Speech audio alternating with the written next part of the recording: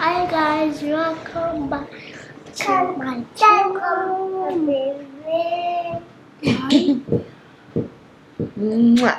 Kobe, your body is hot again. Temperature is coming up. Okay, you guys should not make noise. Mommy wants to film, okay? Hey guys, welcome back to my channel. It's Nelo here as always. And today's video. Welcome back to my channel. Francis here. Francis here. Kaito, no crying, no crying.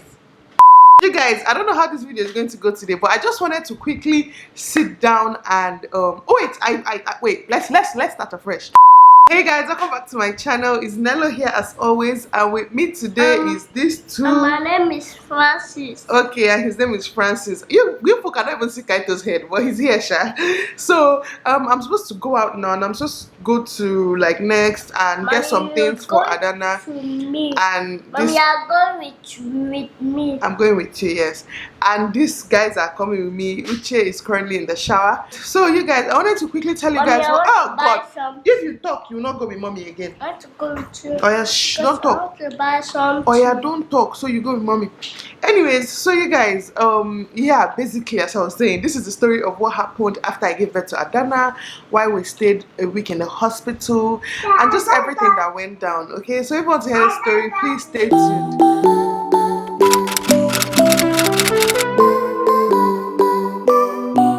Guys, I just sent Kaito out. He's with Uche. Let me quickly make this video. Kobe is more matured. He's not going to disturb me.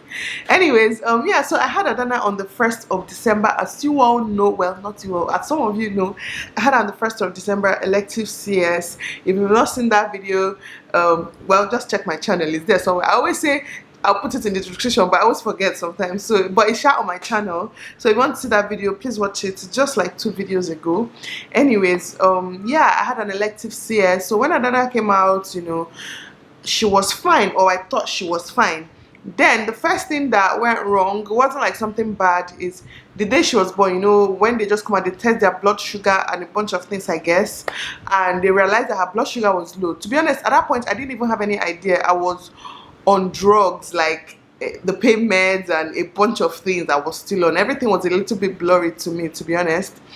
And yeah, but I didn't get to carry her. In fact, I didn't carry Adana for hours after I had her. Like, I literally didn't carry her for hours, because even after they wheeled me into my room, or the room I waited before I went to my room, I wasn't still feeling it at that point. I don't know, was almost kind of like, I don't want to say a stranger, but was kind of, it felt like she was still a stranger to me. But after a long time, when I now carried her, I realized that she had the thing fixed in her hand, on like fixed. In fact, my eyes saw it before then, but I just didn't know what it was for, to be honest. They told Francis, and they explained to Francis before doing it, but because I was so drugged up, I wasn't told anything, which I had an issue with actually. Like, I quarreled them for that. I'm like, no matter what, you should have told me before doing anything to my child.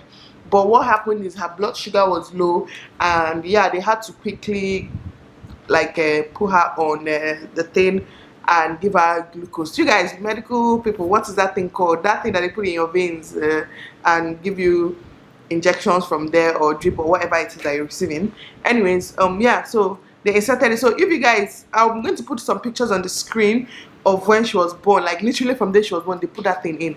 And later when I looked at her, and I could see that the doctor that did it even choked her multiple places before finding the vein to put that. Even though they were using vein finder, she was so tiny. She was freaking minutes old when they did that. So imagine how difficult it must have been.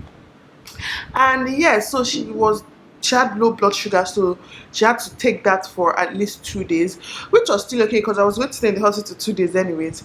But it was the next day after I had her that everything just went, you know, everything just scattered. Coco. Yeah, it was the next day after I had her that everything just, I don't know, everything just took a turn. So they came and checked her, and Coco, go and play with your brother, okay? Mommy's coming, okay? I couldn't get rid of him, so he's going to be here throughout this video. I'm sure he's going to be making some funny faces, you guys. Anyways, yeah, the next day after I had her, they came to check her, you know, normal checkup, and they realized that she had a little bit of jaundice. But the thing is that the pediatrician that checked her at that point just said, oh, she has jaundice or signs of jaundice, that they have to put her on they have to do that therapy thing for her. What's it called again? I can't remember the name, to be honest. I really can't remember that. But yes, I will insert pictures that we had to put her under that UV light so that her jaundice will clear. We now asked him how long is she going to stay under the UV light. He said at least she will use it for 24 hours. But he didn't say anything like, you put her for 1 hour, bring her out, then later. So in my mind, I just thought she was supposed to be under the light for freaking 24 hours, which didn't even make sense to me. But we removed her clothes, they brought in the thing, put her there, and they left. Then the issue is they didn't come back after like an hour or so. So she was there for over 2 hours at a time or so. By the time they now came back, because she has been under the light, that light is hot, you guys. It's almost like staying under direct sunlight for a long time. Your body will be hot small. So when they checked her temperature was high. That caused an alarm. Apparently the jaundice thing has to do with some sort of infection, which could be sepsis. If you don't know what sepsis is, it's a very dangerous infection, okay? Anyways, so they were now scared that because her temperature was high, it could be a sign of infection.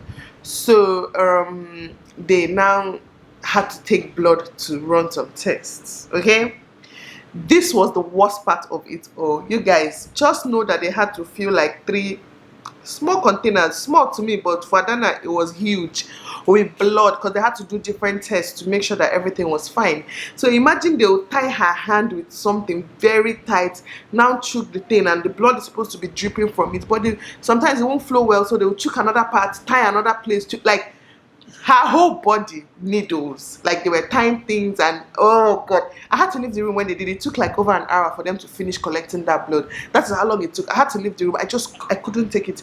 NJ was there with her, I was hearing her cry. Like she wasn't really crying for the needle even going in. It was the thing they had to tie to, is it something to stop blood flow or something, I don't know, or help the blood flow. But anyways, you guys know how it's done, I'm sure.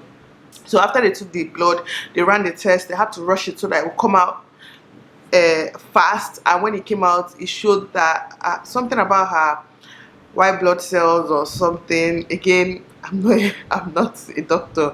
I can't remember the actual term, but yeah, it was just a little bit abnormal, a little bit higher than normal or something like that. So they now had to treat her for an infection, because it's just better safe than sorry. Because in newborns, for the fact that she had jaundice, it could be sepsis. And see, sepsis is not an infection to play with, okay? Like literally to start cleaning your organs from inside, and like, no, it's just a very, very bad infection.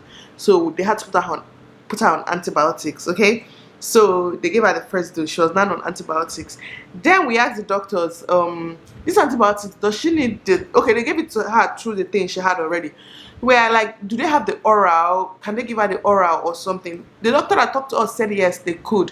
So we now told them to remove the thing from her hand, then that would rather she takes oral drugs. Just for another doctor to come the next morning and say that we still thought we were going the next day. This was oral. Bring her in the morning for the, like, we'll take the oral and be giving her at home, basically. Just for another to come to the next morning and be like, no, there's no oral for that particular antibiotics that she has started on. She has to be in the hospital for another 5 days, which making it 7 days at this point to complete her dose. She has to complete the dose. She can't go home. So they had to now use another vein finder to try looking for vein. They could not find vein anywhere. Finally, they found one on her leg, like her feet, basically. So it like they put the thing on her leg. You people, she had that for another 5 days on. They were giving her injections through it. I'm going to show you guys some clips. And the longer the thing stays, the more it gets difficult for the injection to enter. So they have to flush it every time before they now put injection, and that process was painful. I always held her. Sometimes she would cry. Sometimes when she's asleep she doesn't cry for it, but when she's awake sometimes she will cry. It was just a lot for her to go through, to be honest. It was just a whole lot. And myself, I was on a bunch of drugs as well. I did CS now. They had to give me antibiotics as well, a bunch of things. But I was free to go home, but I could not obviously leave Adana and go home. So because Adana was still on admission, I had to stay in the hospital an extra 5 days, okay? So she was taking her drugs morning and night, But the nurses were so nice in that hospital. Like, amazing. You know, they were just so helpful. They made the stay not so bad for me. Especially one particular nurse, Nurse Anita. I know she doesn't even know I'm a YouTuber or anything, but thank you so much. Like, she was just so amazing. Even the first day after I had her and I had to go to my room, I remember standing up and blood just gushed down. The way they take care of you, like, I can't imagine myself doing that job. Nurses, I woke up for you guys. You guys are amazing. The next morning they had to bath me. Literally, I couldn't even stand straight very well, so they had to bath me. She had to bath me. She was inserting drugs for me into private places, just taking very, very good care of me and Adana, and I really appreciate that so much. I cannot thank all the nurses enough, especially Nurse Anita. But anyways, that was what happened. That was why Adana had to stay in the hospital for an extra 5, well, she said 6 days. Me, I stayed 1 week on the dot. She stayed 6 days because she had to finish her dose and everything. She was born on Sunday. I came to hospital on Saturday, went home on Saturday. Right? Yeah. I came to hospital on Saturday, went home on Saturday. Yeah, see the way looking at me. So that was why she stayed in the hospital. And the morning we were leaving, they had to pierce her ears, and they didn't even use the piercing gun. To be honest, I'm sure some people use it, but I didn't care. I didn't really care because I've escorted my friend to go and pierce her daughter's ear, and I just saw them use the earring gun. Boom, boom, it was done. And the daughter was already like 5 weeks when she did her own also. So they pierced Adana's ear. I'm going to put in some clips. And also, the night before we left the hospital, she had to take her immunization. She had to take BCG, hepatitis, oral polio. I think it was those 3 or something. I don't know. But I'm going to insert clips here for you guys to see what Adana went through.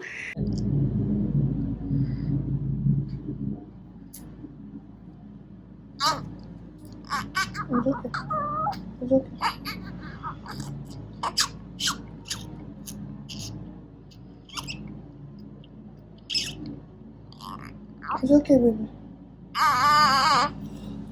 Has it finished? Yes, nice, small. That's finished. Yes, small. This kid did not cry. The other one is very tiny.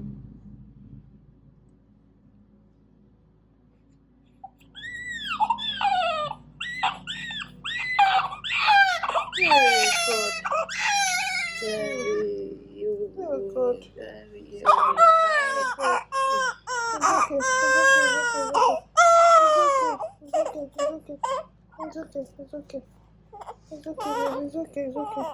The BCG, the way they take it is so weird, you guys. It was just so weird. She didn't really cry for that one, but she later cried. And yeah, I just felt really sorry for her the week in the hospital. She couldn't go outside. She couldn't even receive fresh air. We're under AC all the time. Sometimes we put off the AC and open up the windows to feel like, you know, for fresh air to come in. But just staying in that small room for that long, it just wasn't home, and it just was so uncomfortable. My BP was always high. I'm still battling with my BP right now. I'm on BP meds. You know, I take it and stop because when I take it, it becomes normal, like 120. When I stop, it starts going up to 150 something. Then I have to go back to, I don't know if this is normal. Did it happen to you after I had your baby? Like, did you have a high BP? It's not too high that it's concerning, but my BP shouldn't be. I've never had BP of 150. So it was 15900 at some point, which is alarming. So I've been using meds to balance it out, but hopefully all that will pass, because I read that, you know, sometimes it comes after childbirth, but it never happened to me with my other 2, or maybe it did and I just didn't know because I didn't stay long in the hospital. You know, when you're in the hospital, they come and check your BP, like check your temperature, all that every few hours. So maybe that's why they detected it. But yes, I've been on meds to balance it out. But Adana is doing amazing. You guys haven't seen her. She's perfect, a perfect little girl, and I'm just so excited. Anyways, that was what happened. This was a really, really short, quick video. I just wanted to come out here and make it real quick before I go out with the kids. Kobe has not agreed to leave my side because he's like, this woman, you're not going anywhere without me. And he has been running temperature. He ran temperature throughout the night, so I have to keep my eyes closed. But yeah, we're all fine. We're doing fine. My mom is with Adana as always. I woke up this morning licking milk. That's the first time this thing has ever happened to me. But this whole breastfeeding journey is a story for another day, to be honest, because it's just not going as I planned. and yeah, I'm just a little bit conflicted at this moment, but I'm doing my best. Anyways, hope you guys are all doing fine, and happy holidays. This is probably my last video before Christmas, so Merry Christmas to you all that are celebrating, and Happy New Year in advance. I'll hopefully put out one more video before the year ends or something. But yes, hope you all are doing well, and I love you all, and I'll see you in my next one. Hope you say bye, guys. Bye, guys. Bye.